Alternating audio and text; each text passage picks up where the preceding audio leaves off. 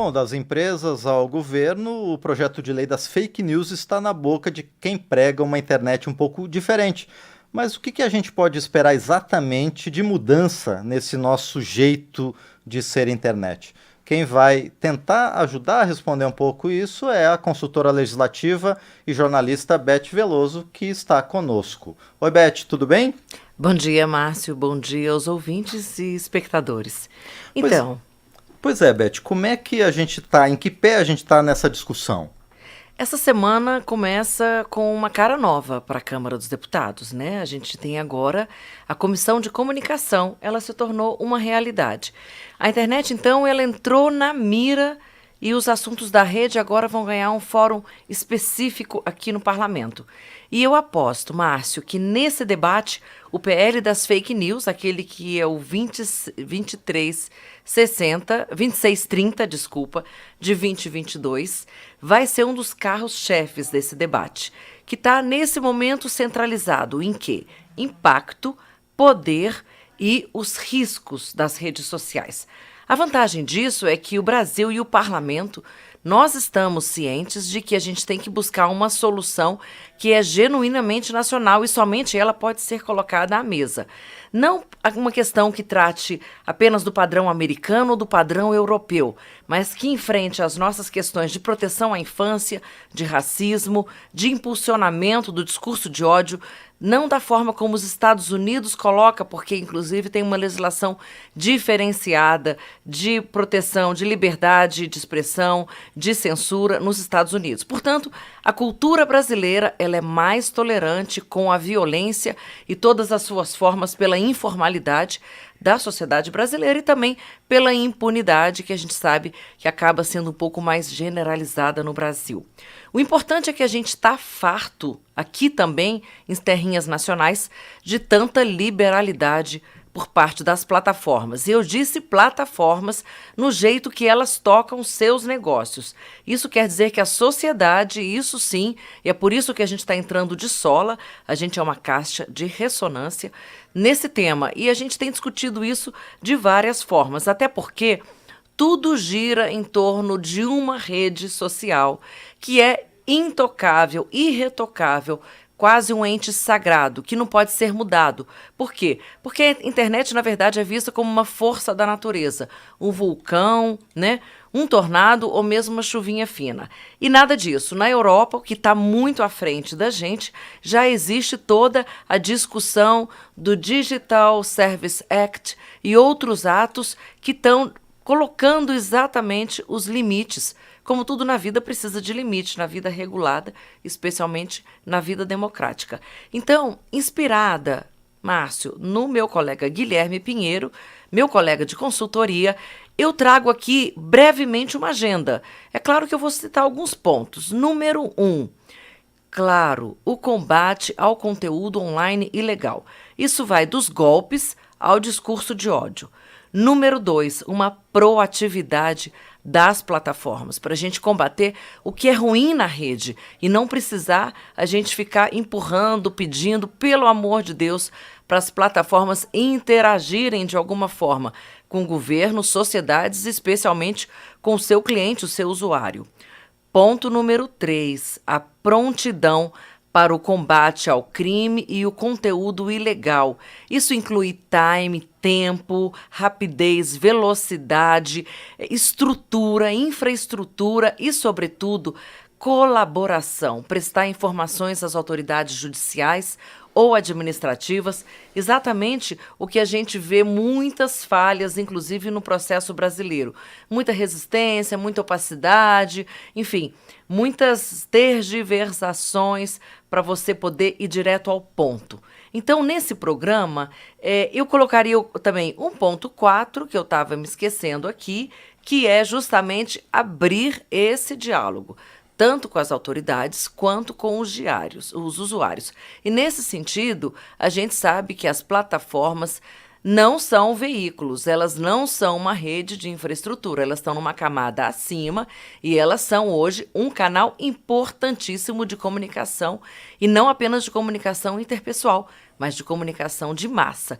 Por isso eu fui ouvir o Samuel Possenbon. Ele é o editor da revista Teletime, jornalista muito renomado, extremamente profundo conhecimento do assunto e que organiza os melhores eventos, porque o debate passa por aí, né, nessa área de comunicação, inclusive interligando comunicação com a questão de telecomunicações, a conectividade, a rede física em si, a infraestrutura de internet. E eu perguntei ao Samuel sobre o problema, a urgência e a relevância do tema da regulação das plataformas digitais. Tudo que eu acabei de falar tem um nome: regulação das plataformas digitais. Vamos ouvir o Samuel. Na minha opinião, esse é um momento em que é inevitável que a gente tenha um debate sobre a questão da desinformação. No meu entendimento, esse foi um tema que protagonizou os 2 últimos processos eleitorais, tem influenciado de maneira bastante relevante no processo político brasileiro, tem influenciado em outras questões igualmente relevantes, como a gente pôde observar no período da pandemia. É um problema que o mundo inteiro enfrenta, não é só uma questão relacionada ao Brasil e que, sem dúvida nenhuma, requer e necessita de um tratamento legal e de uma normatização com relação à forma do Estado atuar e à forma dos atores econômicos atuarem. Pois é, Beth, parece que todo mundo concorda que esse debate é essencial, mas também parece que não há pressa, né, para ele por parte de alguns atores. Então, qual vai ser o destino desse projeto, né? Qual é a urgência para ele ser votado? Porque, particularmente por parte da sociedade, parece haver uma consciência, né, de que as plataformas devem assumir mais responsabilidades. Exatamente, Márcio. A gente diz que a pressa ela é inimiga da perfeição. Essa discussão está presente no Congresso há mais de 3 anos e tem sido muito influenciada, sobretudo, pela regulação europeia. Como eu citei, o Digital Service Act, que é o DSA, e que trata dos serviços digitais. Ele entrou em vigor em novembro do ano passado, Márcio. Mas a eficácia efetiva mesmo deve contar ali a partir de fevereiro de 2024. O Brasil ele é conhecido e reconhecido no mundo inteiro por ter um modelo democrático e plural, né, multi-stakeholder, que a gente chama, sobretudo, do Comitê Gestor da Internet, para discutir esses assuntos. E o Marco Civil da Internet, a nossa Constituição, né, digital, digamos assim, do assunto, do tema do mundo digital, ele é o melhor exemplo disso. Foi construído, sobretudo, de uma maneira colaborativa, que é um processo que a gente já tem uma expertise. Por isso, o Marco Civil da Internet foi considerado uma lei exemplar e traz os princípios da governança, né, e da regulação da internet. Então, eu perguntei ao Samuel Possenbon como ele concorda com relação à atualidade, né, a relevância e a necessidade também de, numa área tão dinâmica, da gente repensar o Marco Civil da Internet. Eu tive no Seminário de Políticas de Telecomunicações em fevereiro, e justamente a ABERT, por exemplo, falou abertamente, né? O Marco Civil está obsoleto em algumas das suas partes, então precisa ser atualizado. A gente quer ouvir a opinião agora do Samuel sobre esse tema. Eu entendo que o Marco Civil da Internet, por ser uma legislação relacionada a um setor tão dinâmico como é o setor digital, o setor da economia digital e o setor da internet de uma maneira geral, ele naturalmente vai ser desafiado por novos modelos de negócio, por novos problemas, por novas estratégias das empresas e por novas tecnologias que vão surgindo relacionadas a esse ambiente digital.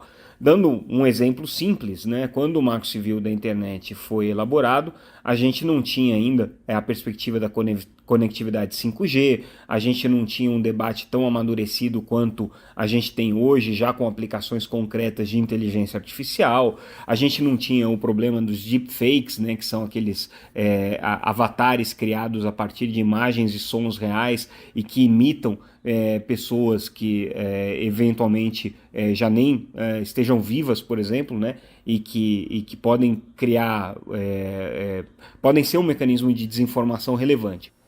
Bom, Beth, você falou no começo sobre a nova comissão de comunicação que está sendo instalada agora nessa legislatura. Ela vai debater temas como as antenas para a conectividade 5G, a reforma tributária específica para o setor de comunicações, de telecomunicações, a inclusão digital nas escolas, o uso ético da inteligência artificial, e esse exemplo que ele deu é bem característico. Com tanto assunto, esse outro enfrentamento que você está falando, ganha força ou vai ficar meio diluído entre tantos outros temas? Então, Márcio, essa é uma agenda de grande ansiedade, né? Então, é só a gente olhar para ela que a gente vai verificar que tem um desafio maior que o outro. E sem falar nisso, de fato, o uso do chat GPT, que é a inteligência artificial para escrever textos, músicas, que vai mudar todo o sistema da comunicação, da cultura, da informação, a questão da academia, a questão do conhecimento, a questão dos direitos autorais, né? A gente já tem várias propostas aí discutidas no parlamento nesse sentido. Como é que ficam os direitos autorais se uma máquina está usando toda a informação, né?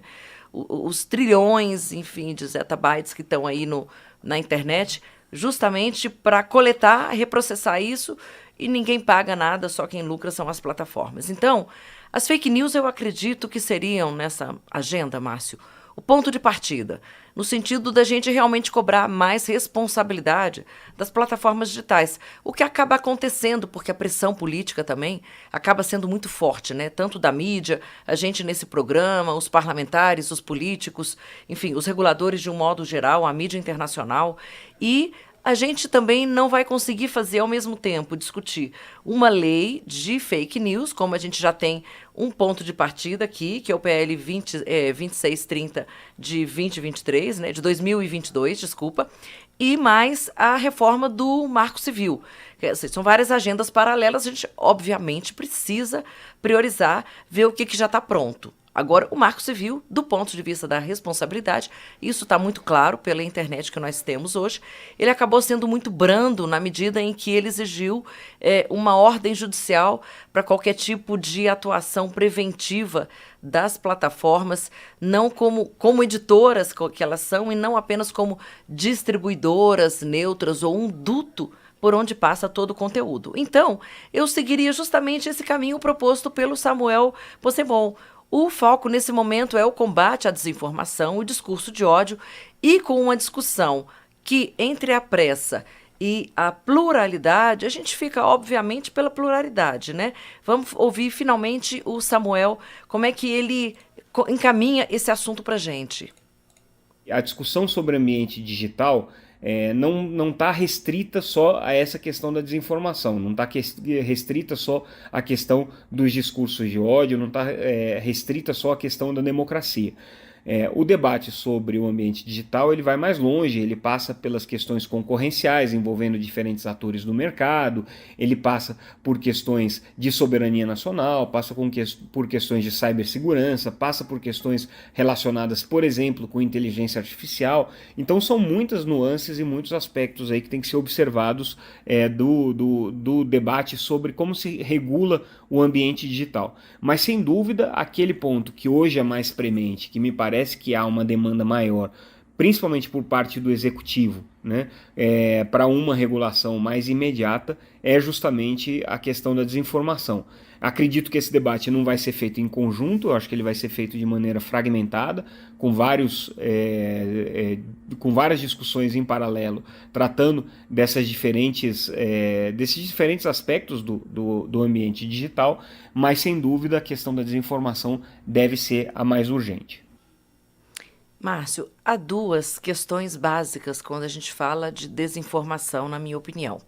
A primeira são as regras da publicidade, que elas devem ser visíveis, né, éticas e beneficiar a sociedade, e não os interesses de quem quer espalhar a desinformação pela internet. A gente já falou aqui inúmeras vezes, porque a desinformação ela realmente tem uma capacidade de espraiamento muito mais rápida, e isso gera engajamento e isso gera maior lucro. A outra regra de ouro é realmente proibir esse comportamento, esse ímpeto transgressor das plataformas, eu diria assim, ou seja, comportamentos no sentido de enganar, manipular, distorcer a realidade, no sentido de retirar o usuário, do cliente, do assinante, o cidadão digital, que é essa pessoa que está usando a plataforma, a capacidade dela agir de maneira, número 1, livre e, número 2, consciente. É o que você estava me falando antes, né? Na aulinha que você me deu antes. É a vedação ao dark pattern, né? Que está no Código Europeu que regula esse assunto, não é, Beth? Exatamente, é uma expressão forte, né? Quer dizer, um padrão escuro, um padrão sombrio. E é exatamente isso inclui, então, a possibilidade de dizer, não, eu não quero mais usar essa plataforma. Adeus, goodbye, até breve. Perfeito. Bom, você pode enviar sua sugestão de tema aqui para o Papo de Futuro pelo WhatsApp da Rádio Câmara, que é 61999789080, ou então para o e-mail papodefuturo@câmara.leg.br. Por enquanto a gente fica por aqui, mas na próxima semana a Beth Veloso, jornalista e consultora legislativa, volta com mais temas relacionados à ciência, tecnologia, telecomunicações e inovação. Obrigado, Beth. Até a próxima. Obrigada e traz essa polêmica para a gente. A gente está aqui para discutir, debater e aprender.